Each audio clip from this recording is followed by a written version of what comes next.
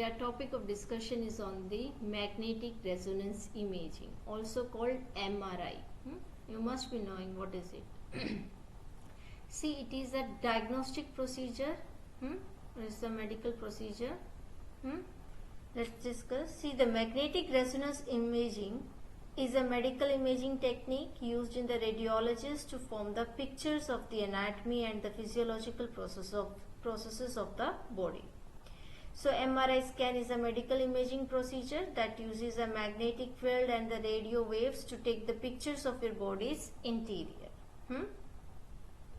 So why it is used? It is used to investigate or diagnose the conditions that affects the soft tissues such as tumors or the brain disorders, etc. Okay. Next, let's discuss in detail. Magnetic resonance imaging is a non-invasive procedure. Since it is a non-invasive procedure, so it is a painless procedure that lasts 15 to 90 minutes depending upon the size of the areas being scanned and the number of images being taken. That identifies the types of the tissues, tumors and the vascular abnormalities. So magnetic resonance imaging is similar to the computed tomography scan. Computed tomography scan is your CT scan, but it provides more detailed pictures. So you must be having doubt, what is the difference between the MRI and the CT scan? So your CT scan, it takes a fast series of X-ray pictures which are put together to create the images of the areas that was scanned. Whereas in MRI, MRI uses a strong magnetic field to take pictures of the inside of the body. So your CT scan are usually the first choice of imaging, since it is cheaper than MRI also. Okay. So, but MRI are useful for the certain diseases that the CT scan cannot detect.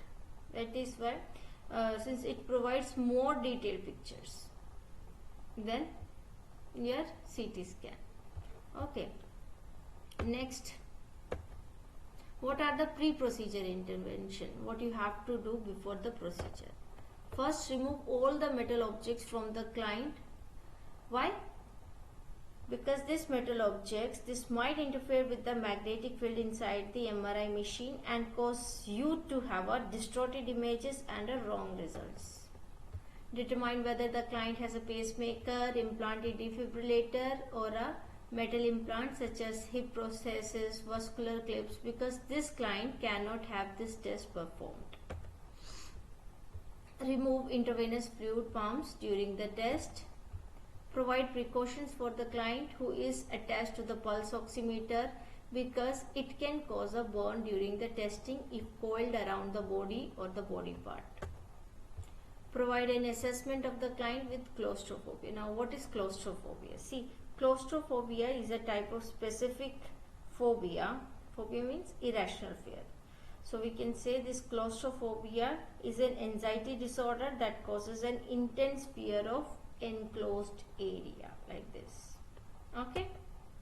Next, administer the medications as prescribed for the client with claustrophobia. Determine whether a contrast agent is to be used and follow the prescription related to the administration of food, fluids and medications. Instruct the client that he or she will need to remain still during the procedure. Okay. Then next is your post-procedure intervention. What you have to do after the procedure. First of all, provide the patient with the comfort measures as needed. Next, client may resume normal activity. So tell the patient to resume his normal diet and the activities unless otherwise indicated. Monitor the vital signs. Okay. Then monitor for the patients for orthostatic hypotension. Expect diuresis if the contrast agent was used. So it is all about your post-procedure interventions.